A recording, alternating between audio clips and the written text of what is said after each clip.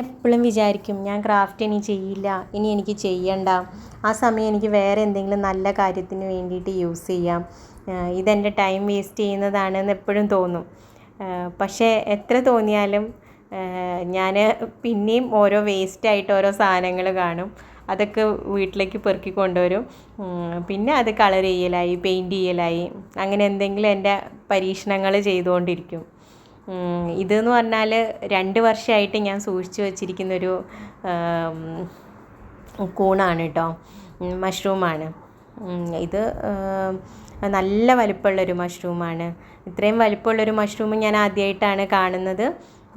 അങ്ങനെ ആദ്യമേ ഞാനിതിൽ എന്തെങ്കിലും ചെയ്തിട്ട് അത് കൊളാവണ്ടെന്ന് കരുതി ഞാനിങ്ങനെ വെയിറ്റ് ചെയ്ത്, പിന്നെ അവസാനം എനിക്കൊരു തോന്നിയൊരു ഐഡിയ ആണ് ഇത് ഇങ്ങനെ കളർ ചെയ്യാമെന്ന്. കളർ ചെയ്ത് വന്നപ്പം എനിക്ക് ഭയങ്കര ഇഷ്ടമായി. നിങ്ങൾക്കും ഈ വർക്ക് ഇഷ്ടപ്പെട്ടിട്ടുണ്ടെങ്കിൽ ലൈക്ക് ചെയ്യണം, കമൻറ്റ് ചെയ്യണം. ഇത് ഞാൻ വളരെ എളുപ്പത്തിലുള്ളൊരു ക്രാഫ്റ്റാണ് കേട്ടോ ചെയ്യുന്നത്. ഒന്നുമില്ല, നമ്മളെ ആക്രിലിക് പെയിൻറ്റ്, സാധാ ആക്രിലിക് പെയിൻറ്റ് എടുത്തിട്ട് പല ഷെയ്ഡിൽ ഒന്ന് പെയിൻറ്റ് ചെയ്ത് കൊടുത്തു. ഇനിയിപ്പോൾ ഇത് ഉണങ്ങിക്കഴിഞ്ഞാൽ ഒന്ന് വാർണിഷ് ചെയ്യണം, എന്നാലേ ഇത് കുറേ വർഷങ്ങൾ നിൽക്കുള്ളൂ.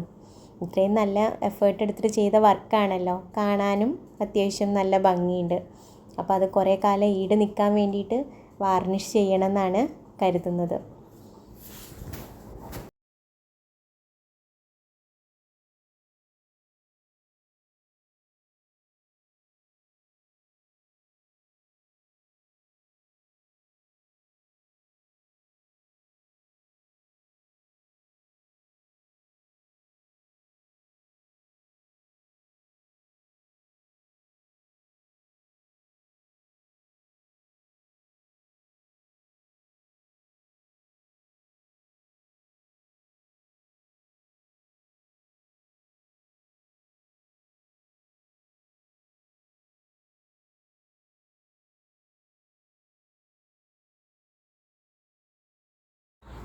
മറ്റൊരു വീഡിയോയുമായി നമുക്ക് അടുത്ത് തന്നെ കാണാം.